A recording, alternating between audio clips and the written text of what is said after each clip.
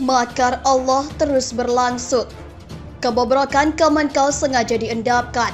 Sri Mulyani takut zaman jahiliyahnya terbongkar. Fuad Bawair. Sri Mulyani sengaja endapkan kebobrokan Kemenkeu, takut zaman jahiliyahnya terbongkar. Kelora.com.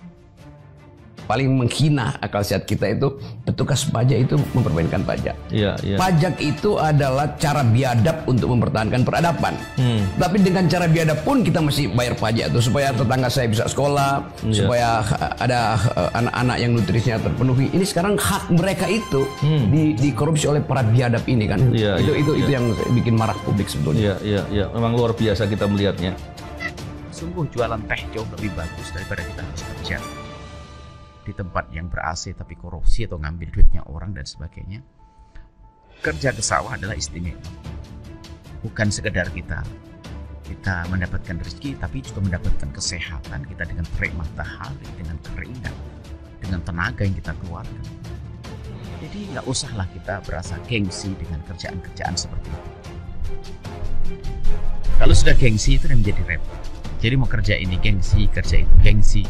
Sebenarnya dia mempersulit dirinya sendiri kan telah dikuasai oleh gaya kesombongan, gaya hidup yang sombong.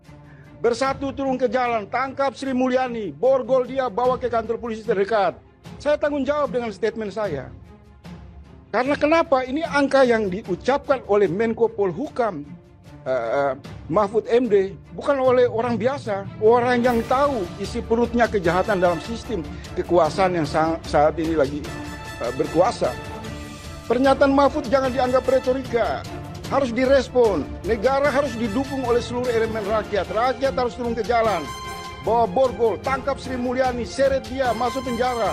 Kenapa membiarkan penumpukan uang yang begitu banyak? Kenapa orang makan harta orang dengan cara batil? La ta'kulu amwalakum bainakum bil batil. Jangan kamu makan harta orang dengan cara batil. Cita dunia. Kata Nabi SAW, di akhir zaman nanti kamu tak punya kekuatan seperti makanan ala qas'atiha, dalam piring yang besar. Lalu kemudian orang merebut, menarik kepalanya, menarik kakinya, menarik lehernya, habis. Aqillatun nahnu yawma idzin ya Rasulullah. Apakah waktu itu jumlah kami umat Islam ini sedikit ya Rasulullah? Kata Nabi, bal antum kasirun. Jumlah kamu banyak, kamu ramai. Lakinnakum ghutha'un ka ghutha'is sail. Tapi kamu seperti buih di tengah lautan. Persis yang disampaikan Nabi 14 abad itu seperti sekarang. Kita ini ramai, tapi terombang-ambing, dipukul ombak di pas gelombang, tak ada kekuatan. Apa yang membuat kami lemah waktu itu ya Rasulullah? Kata Nabi, asabakumul wahnu. Kamu kena penyakit wahan. Apa itu ya Rasulullah? Kumpul dunia, cinta kepada dunia, wa karahiyatul maut. Kamu terlalu takut pada kematian. Padahal mati itu tetap juga datang. Aina ma takunu, dimanapun kamu berada, yudrikkumul maut.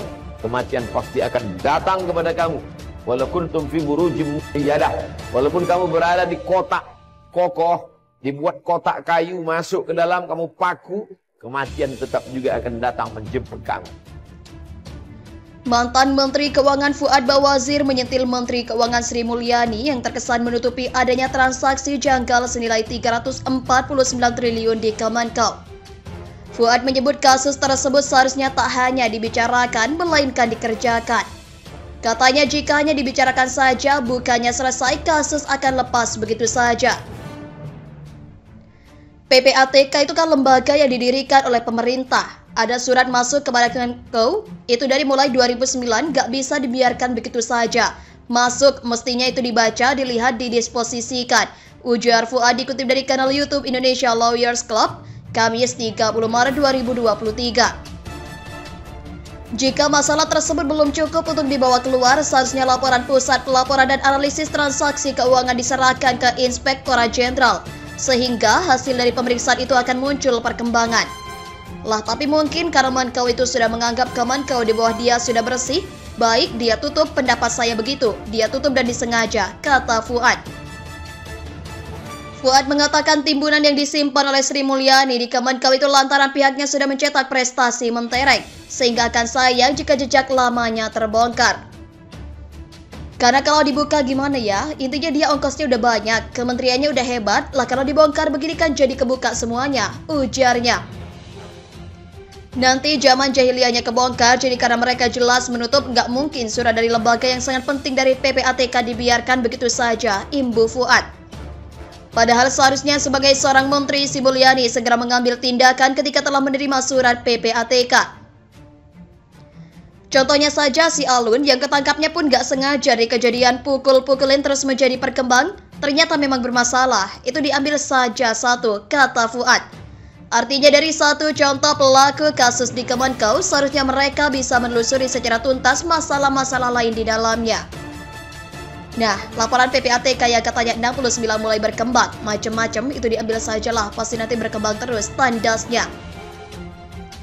Berikut adalah beragam komentar dari warganet. Bablas semenjak BPKRI dibikin blow on, stempelnya aja bisa keliling dunia, bukan stempel palsu. Tapi emang pinjam dari BPK, sudah fix anggaran pemeriksaannya, kemudian tinggal stempel. Jadi, cara kerja BPK ini nol. Yang periksa kita juga, seharusnya kita yang diperiksa BPK, ujar Nurul Ihsan. Menteri Keuangan terburuk dalam sejarah NKRI. Boleh jadi begitu, ucap anak hutan. Mohon para pihak terkait, pihak yang berwajib dan pihak yang bersangkutan untuk mengklarifikasi kebenaran berita ini. Kami hanya melansir dan memberitakan, Andalah yang memutuskan.